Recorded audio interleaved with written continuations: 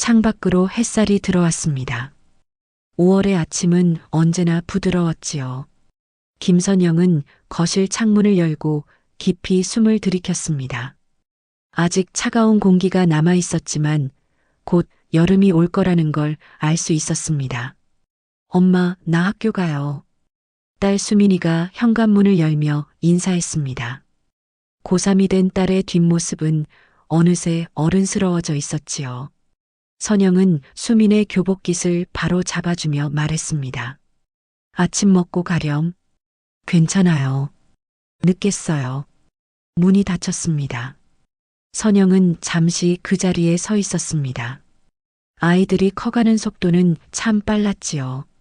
대학생이 된 아들은 이미 기숙사 생활을 시작했고 딸도 곧 집을 떠날 것이었습니다. 선영은 48세였습니다. 전주여고에서 미술을 가르친 지 20년째였지요. 매일 아침 7시에 일어나 밥을 짓고 8시에 학교로 출근했습니다. 학생들에게 대생을 가르치고 때로는 인생을 이야기하기도 했습니다. 방과 후엔 집으로 돌아와 저녁을 준비했지요. 평범한 일상이었습니다. 하지만 선영은 이 평범함이 얼마나 소중한지 알고 있었습니다. 다녀왔습니다. 남편 박정호의 목소리가 들렸습니다. 저녁 8시였지요. 정호는 중소기업 영업팀장이었습니다. 예전엔 7시면 퇴근했지만 요즘은 점점 늦어지고 있었습니다. 오늘은 일찍 오셨네요. 씻고 오세요. 밥 차릴게요. 정호는 고개를 끄덕이며 안방으로 들어갔습니다. 그의 얼굴엔 피곤함이 가득했지요. 선영은 찬장에서 접시를 꺼내며 남편의 뒷모습을 보았습니다. 어깨가 예전보다 축 처져 있었습니다. 저녁 식탁은 조용했습니다. 딸은 방에서 공부를 하고 있었고 부부만 마주 앉았지요. 정호는 밥을 먹으면서도 한숨을 쉬었습니다. 회사 일이 많이 힘드시죠? 선영이 물었습니다. 정호는 젓가락을 내려놓고 이마를 짚었습니다. 코로나 이후로 주문이 반토막 났어요. 이번 분기도 적자예요. 그래도 괜찮을 거예요. 다시 좋아질 거예요. 정호는 대답하지 않았습니다. 그저 고개만 끄덕였지요. 선영은 남편의 손을 잡으려 했지만 정호는 먼저 일어나 방으로 들어갔습니다. 선영은 혼자 설거지를 했습니다.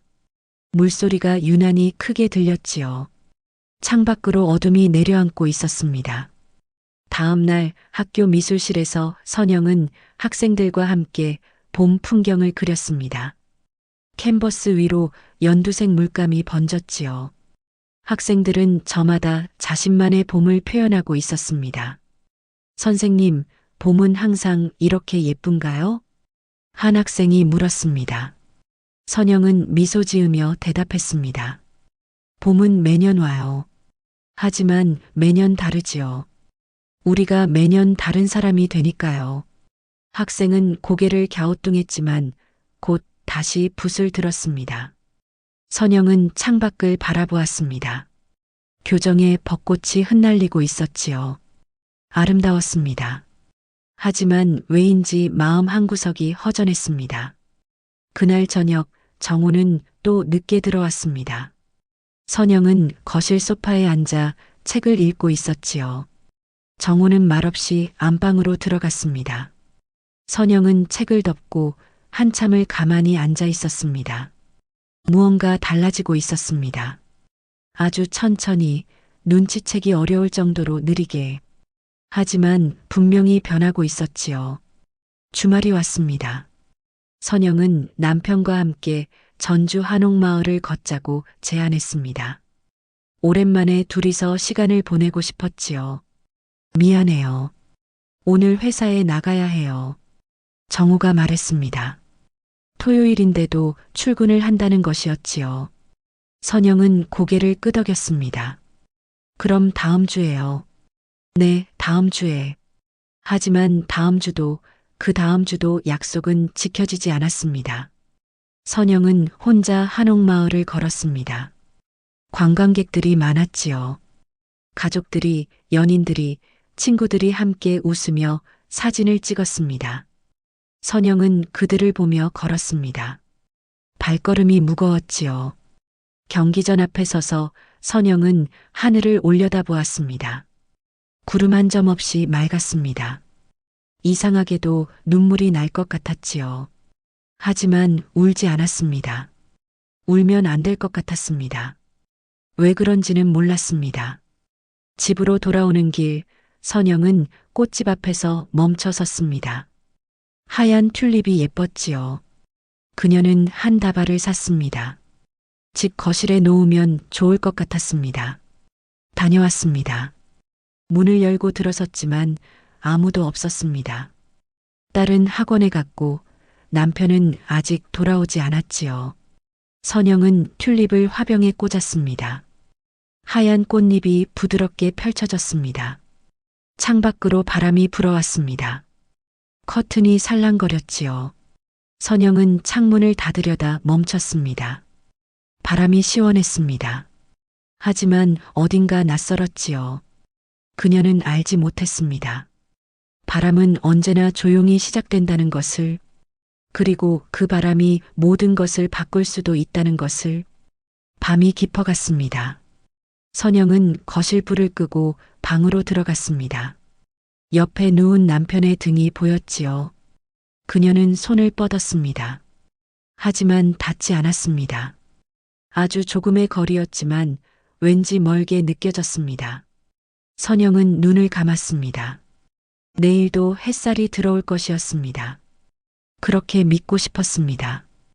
6월이 왔습니다. 장마가 시작되려는 계절이었지요. 선영은 학교에서 돌아와 현관문을 열었습니다. 집안은 고요했습니다. 딸은 아직 학원에 있었고 남편은 언제 들어올지 알 수 없었습니다. 선영은 부엌으로 가서 냉장고를 열었습니다. 저녁 메뉴를 생각하며 재료를 꺼냈지요. 그때 거실에서 진동 소리가 들렸습니다. 남편의 휴대전화였습니다. 소파 위에 놓여 있었지요. 선영은 잠시 멈칫했습니다. 전화기가 또 한 번 울렸습니다. 화면이 밝게 빛났지요. 메시지 알림이었습니다. 오늘도 당신 생각뿐이에요. 선영의 손이 멈췄습니다. 심장이 크게 한 번 뛰었지요. 그녀는 전화기를 내려다보았습니다. 발신자 이름은 회사 김대리였습니다. 하지만 그 내용은 업무와 관련된 것이 아니었습니다. 숨이 막혔습니다. 선영은 전화기를 든 채 그대로 서 있었지요. 손끝이 차가워졌습니다. 다리에 힘이 빠졌습니다. 그녀는 천천히 소파에 앉았습니다. 아니야. 착각이야. 선영은 스스로에게 말했습니다. 일 때문일 거라고, 동료일 거라고, 오해일 거라고 되뇌었지요. 하지만 가슴속 깊은 곳에서 무언가가 무너지는 소리가 들렸습니다. 그녀는 전화기를 제자리에 놓았습니다. 손이 떨렸지요. 부엌으로 돌아가 다시 저녁 준비를 시작했습니다. 칼로 물을 썰었습니다. 하지만 손에 힘이 들어가지 않았습니다. 칼이 도마 위로 미끄러졌지요. 다녀왔습니다. 현관문이 열렸습니다. 남편이었습니다. 선영은 부엌에서 대답했습니다. 어서 오세요. 목소리가 평소와 같게 나왔습니다. 다행이었지요. 정우는 거실로 들어와 소파에 앉았습니다. 그리고 전화기를 집어들었습니다. 선영은 부엌에서 그 모습을 지켜보았습니다. 정우의 얼굴에 잠깐 무언가가 스쳤습니다. 당황한 표정이었을까요? 아니면 미안함이었을까요? 선영은 알 수 없었습니다. 저녁 식사 시간이었습니다. 딸 수민이도 돌아와 함께 밥을 먹었지요. 식탁은 평소처럼 조용했습니다. 수민이가 말했습니다. 엄마, 이번 주 토요일에 학교에서 모의고사 있어요. 그래, 알았어. 점심 도시락 싸줄까? 아니요, 학교에서 먹어요. 대화는 짧았습니다. 정우는 말없이 밥을 먹었지요. 선영은 남편을 보았습니다. 그는 눈을 들지 않았습니다. 계속 그릇만 바라보았지요. 식사가 끝나고 수민이는 방으로 들어갔습니다. 정우는 거실 소파에 앉아 텔레비전을 켰습니다. 선영은 설거지를 하며 남편의 뒷모습을 보았습니다. 물어보고 싶었습니다. 하지만 입이 떨어지지 않았지요. 물어보면 끝이야. 선영은 생각했습니다. 물어보는 순간 모든 것이 현실이 될 것 같았습니다. 그래서 참았습니다. 그저 설거지를 계속했지요. 밤이 깊어갔습니다.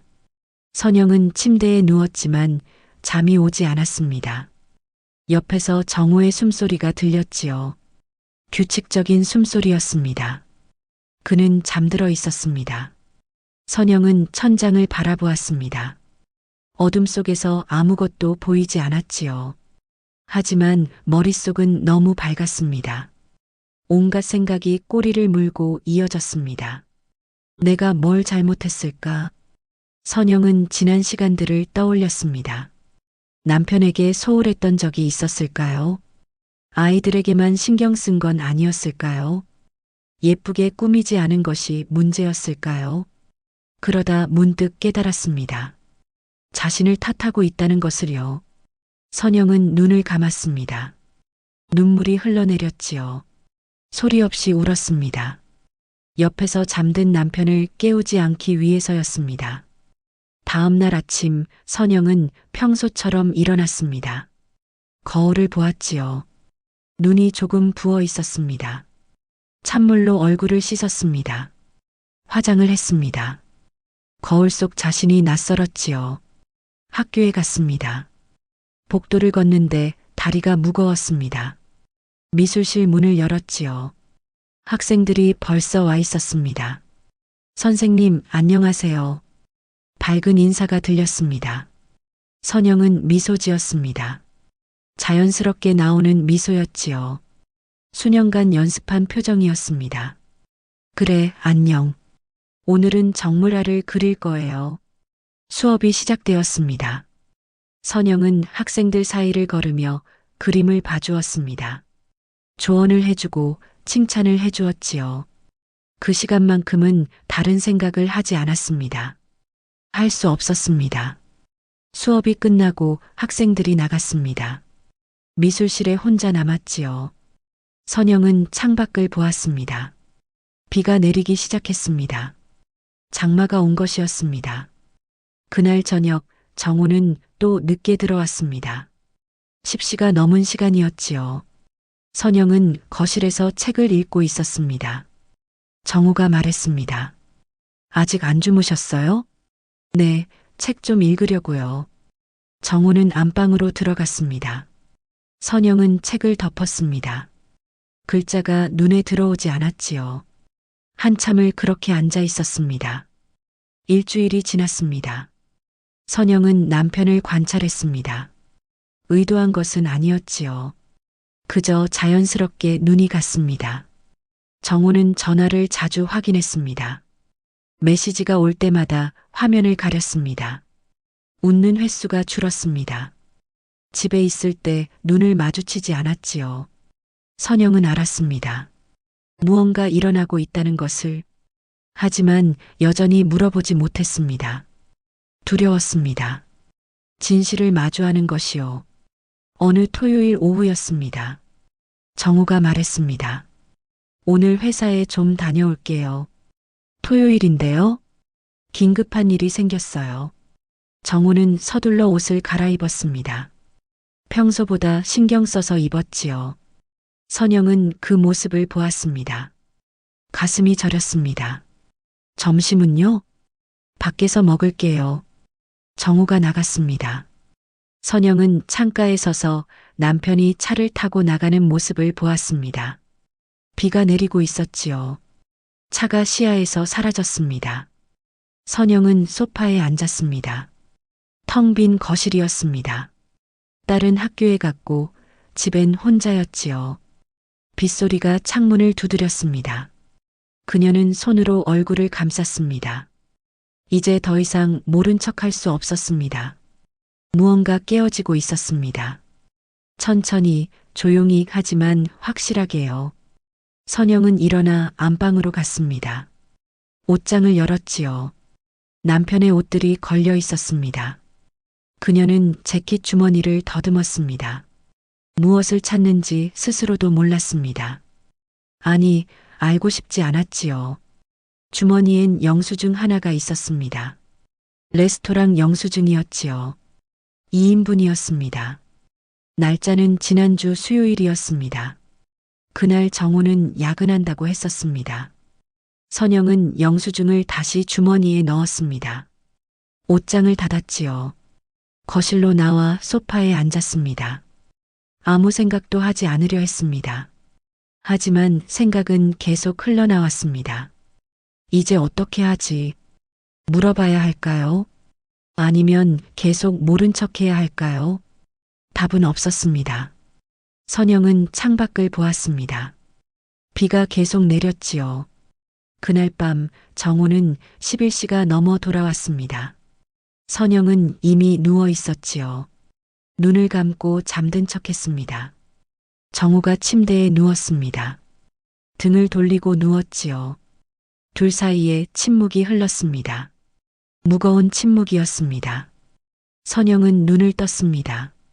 어둠 속에서 남편의 뒷모습이 보였지요. 손을 뻗으면 닿을 거리였습니다.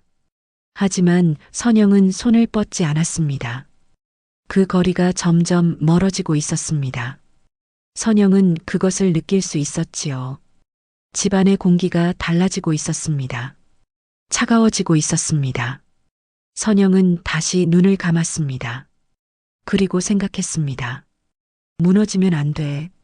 아이들이 있어. 그녀는 이를 악물었습니다. 울고 싶었지만 참았지요. 울면 끝이었습니다. 그래서 참았습니다. 계속 참았습니다. 하지만 그날 밤 선영은 알았습니다. 무언가 돌이킬 수 없는 지점을 넘어서고 있다는 것을요. 바람은 이미 창문 틈으로 들어와 있었습니다. 그리고 그 바람은 점점 거세지고 있었습니다. 7월이었습니다. 장마가 끝나지 않고 있었지요. 남편은 3일 전부터 집에 오지 않았습니다. 나흘째 되던 날 문자 한 통이 왔습니다. 미안합니다. 당분간 집에 못 갈 것 같습니다. 그게 전부였습니다. 선영은 안방 옷장을 열었습니다. 남편의 옷 몇 벌이 없어져 있었습니다. 그는 준비하고 떠난 것이었습니다. 엄마 아빠는? 딸 수민이가 물었습니다. 출장 가셨어?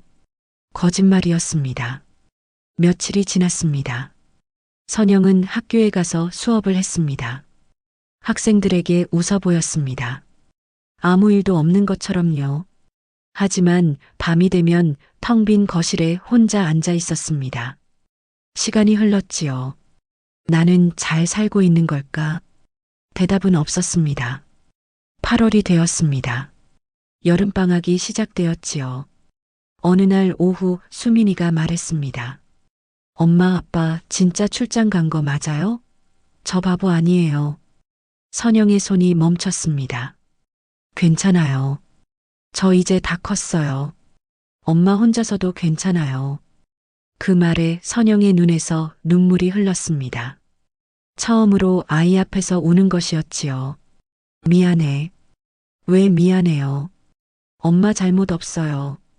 수민이가 선영을 안았습니다. 선영은 딸의 품에서 한참을 울었습니다. 다음 날 선영은 학교 미술실로 갔습니다. 캔버스를 꺼내고 붓을 들었습니다. 하지만 그릴 수 없었습니다. 손이 움직이지 않았지요. 선생님, 3학년 학생 지은이가 들어왔습니다. 입시 준비하러 왔어요. 지은이가 그림을 그리기 시작했습니다. 한참 후 지은이가 말했습니다. 선생님, 요즘 그림이 슬퍼 보여요. 무슨 일 있으세요? 선영은 웃으려 했지만 웃을 수 없었습니다. 눈에서 눈물이 흘렀지요. 선생님이 슬프면 저도 슬퍼요. 그 말에 선영은 더 많이 울었습니다. 지은이는 옆에 가만히 서 있었지요. 아무 말도 하지 않았습니다.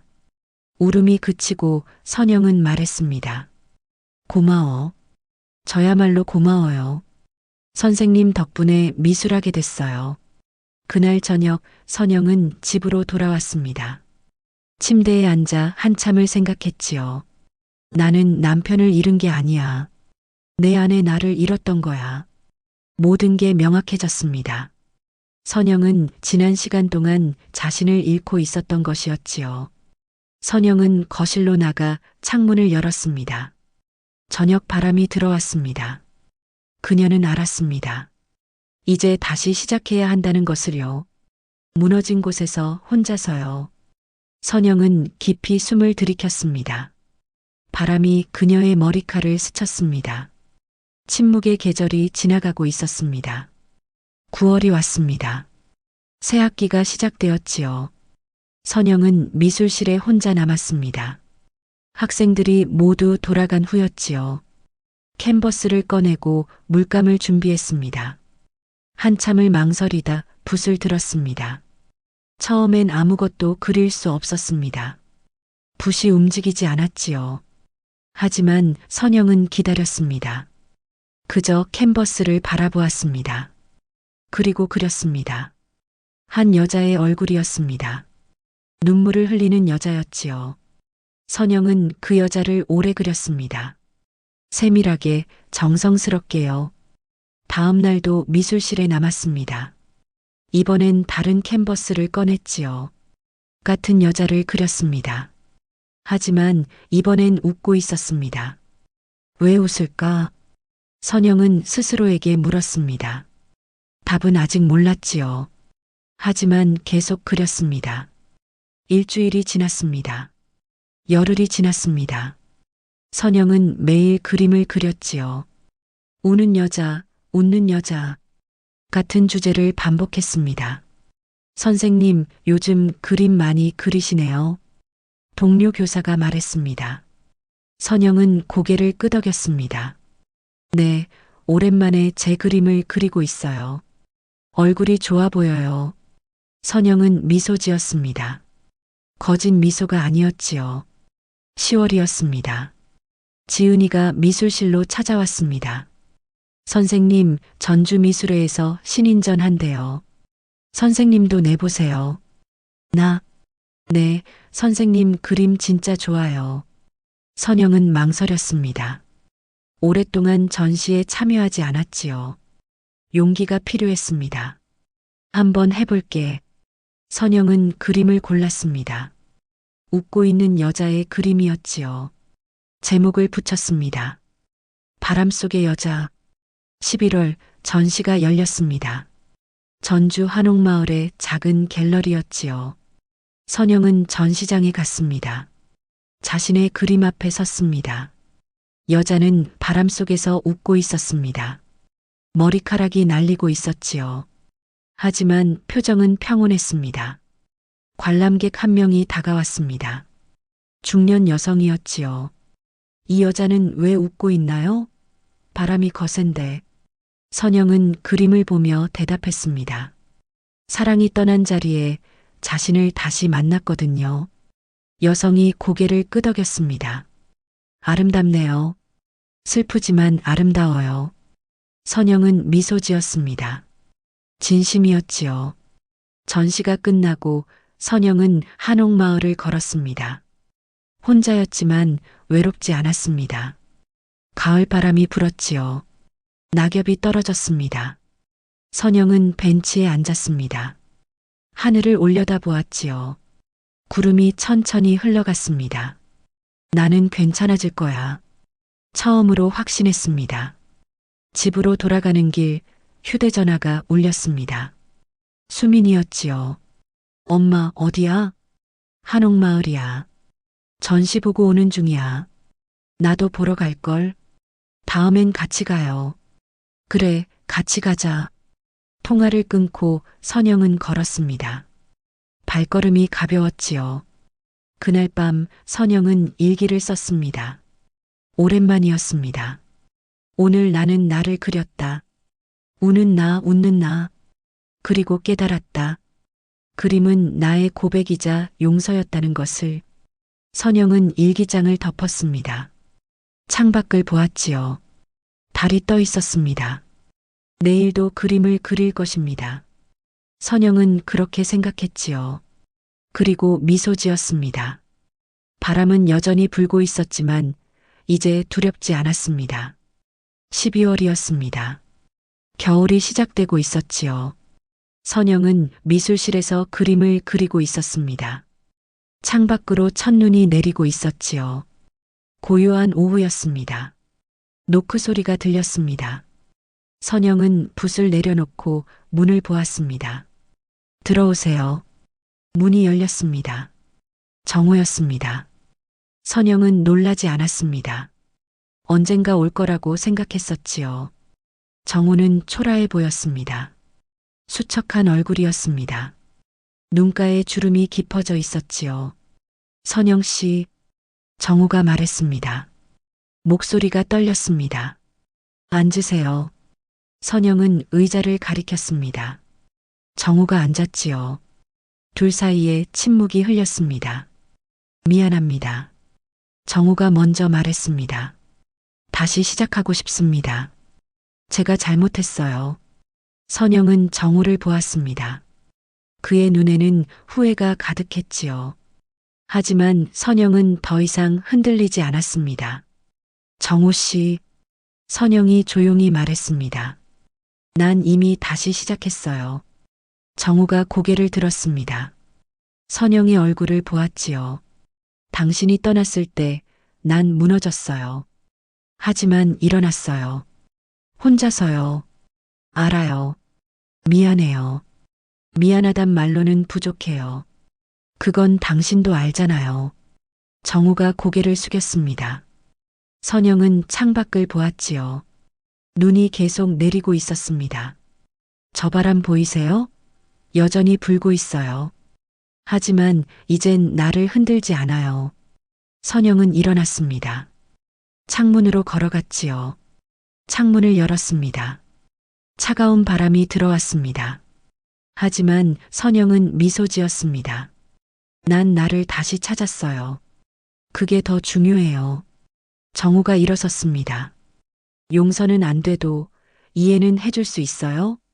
선영이 정우를 보았습니다. 한참을 생각했지요. 이해할게요.